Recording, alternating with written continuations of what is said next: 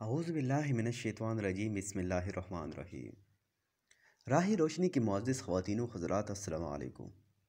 नाज़रीन, हम जानते हैं कि इस दुनिया में बल्कि पूरी कायनात में हमारी इंफॉर्मेशन की रफ्तार एक हद से ज़्यादा नहीं बढ़ सकती, और इंफॉर्मेशन की रफ्तार से ज़्यादा रफ्तार पे कोई भी मादी चीज़ हरकत नहीं कर सकती, ना ही इस रफ्तार को हासिल कर सकती है। इंफॉर्मेशन की तफसील की इस रफ्तार को रोशनी की रफ्तार का नाम दिया जाता है, और आम फहम मानों में इसी इस्तेमाल किया जाता है। रोशनी की रफ्तार हला में तकरीबन 3 लाख किलोमीटर फ़ी सेकंड है, यानी रोशनी की एक सेकंड में 3 लाख किलोमीटर का फासला तय करती है। और इस रफ्तार तक कोई भी मादी चीज़ यानी इस ऐसी कोई भी चीज़ जिसका वज़न हो वो नहीं पहुंच सकती। दूसरी जानिब यह भी जानते हैं कि अल्लाह रब्बुल इज़्ज़त ने कई बार अपने मुक़र्रब तरीन फ़रिश्ते हज़रत जिब्राईल अलैहिस्सलाम को ज़मीन पर नहायत तेज़ी से भेजा है। आज आज की इस वीडियो में हम जानने की कोशिश करेंगे और अंदाज़ा लगाएंगे कि हज़रत जिब्राईल अलैहिस्सलाम की रफ्तार कितनी थी, और क्या वो रोशनी की रफ्तार से ज़्यादा रफ्तार पर हरकत कर सकते थे या नहीं। नाज़रीन ग्रामी, हम इंसानों को रोशनी की रफ्तार के बारे में जानने हुए ज़्यादा अरसा नहीं गुजरे। जब हम इन हम जब जब से हमने इसके बारे में जाना है, तो हम यही कोशिश कर रहे हैं कि किसी तरह से ऐसी टेक्नोलॉजी बनाई जा सके जिससे हम रोशनी की रफ्तार से ज़्यादा रफ्तार पर हरकत कर सके। हज़रत जिब्राईल अलैहिस्सलाम सातवें आसमान से भी ऊपर अल्लाह रब्बुल इज़्ज़त की अर्श मुबारक की दाएं जानिब खड़े होते हैं। जब भी अल्लाह रब्बुल इज़्ज़त हज़रत जिब्राईल अलैहिस्सलाम को वही देकर ये कोई भी काम देकर ज़मीन पे भेजते हैं, तो हज़रत जिब्राईल अलैहिस्सलाम को अर्श से होते हुए सातों आसमानों को क्रॉस करके ज़मीन पे आना होता है। हदीस में बयान करदा आसमानों की तफसील को देखा जाए तो हमें मालूम होता है कि पहला आसमान हमारी ये कायनात है जिसमें हम रहते हैं, और अब भी जिसको हम मुकम्मल तौर पर देख नहीं सके। हला को कंगाल दे और इसके बारे में जानते हुए इंसानों को भी तकरीबन 70 से 80 साल हुए हैं। आज की तारीख तक के तमाम जदीद तरीन तहकीकात से ये बात साबित हो जाती है कि इस काबिल मुशाहिदा कायनात यानी इस कायनात में जिस कदर हम दूर तक देख सकते हैं, इसका फासला या इसका कतर कुतर तकरीबन 96 बिलियन नूरी साल है, यानी 96 अरब नूरी साल के फासले तक हम देख सकते हैं। लेकिन इसके बाद क्या है कि हम इससे बिल्कुल ही है बेखबर 96 अरब नूरी साल से मुराद यह है कि रोशनी जिस रफ्तार 3 लाख किलोमीटर फ़ी सेकंड है, और अगर इसी रफ्तार पे 96 अरब साल तक सफ़र करे, तो इससे बड़े दायरे के अंदर जो भी चीज़ मौजूद होगी उसे हम देख सकते हैं। लेकिन इससे परे देखना हमारी टेक्नोलॉजी की बस से बाहर है। ये कायनात इस कदर बड़ी और वसी व गरीज़ है कि अभी तक इस काबिल मुशाहिदा कायनात को जो 96 अरब नूरी साल के दायरे में फैली हुई है, हम इस कायनात के भी सिर्फ और सिर्फ 4% हिस्से के बारे में जानते हैं। जी हाँ दोस्तों, इस कायनात का 95% हिस्सा अभी तक हमसे ओझल है। यहाँ पे याद रखें कि हम इस कायनात की बात कर रहे हैं जहाँ तक इस कायनात में हम देख सकते हैं। इससे आगे ये कायनात किस कदर बड़ी और वसी व गरीज़ है, इसके बारे में तो हमारा वहम व गुमान में भी नहीं पहुँच सकता।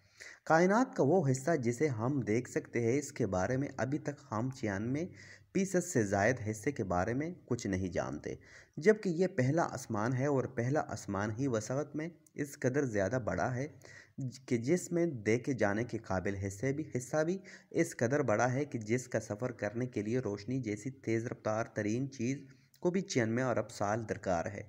इससे ऊपर दूसरा आसमान है जिससे हम दूसरी कायनात पे पहुँच कह सकते हैं।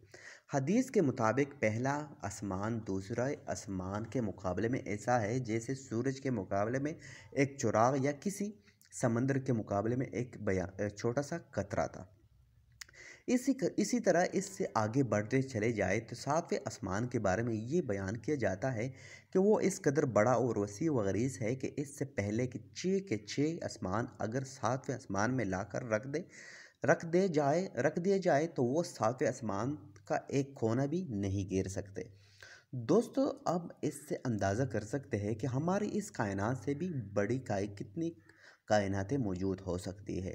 और इन तमाम आसमानों के ऊपर अल्लाह रब्बुल इज़्ज़त का अर्श बरेन है। अल्लाह रब्बुल इज़्ज़त के अर्श की वसअत और इसके गिराव और फैलाव का अंदाज़ा लगाना यकीनन हमारे बस से बाहर है। सो प्यारे दोस्तों, इससे हम अच्छी तरह अंदाज़ा कर सकते हैं कि अगर जिब्राईल अलैहिस्सलाम रोशनी की रफ्तार से रवाना हो और वो सातवें आसमानों को तय करते हुए ज़मीन तक पहुँचने, तो उन्हें ज़मीन तक पहुँचने में करबो साल लग जाएंगे। दूसरी जानिब हम सीरत के बारे में पढ़े तो एक हदीस शरीफ में मौजूद है कि जब अज़वाए और मैं नबी करीम सल्लल्लाहु अलैहि वसल्लम को एक काफिर का फेंका हुआ पत्थर लगा, तो नबी करीम सल्लल्लाहु अलैहि वसल्लम के दो दांत मुबारक शहीद हो गए।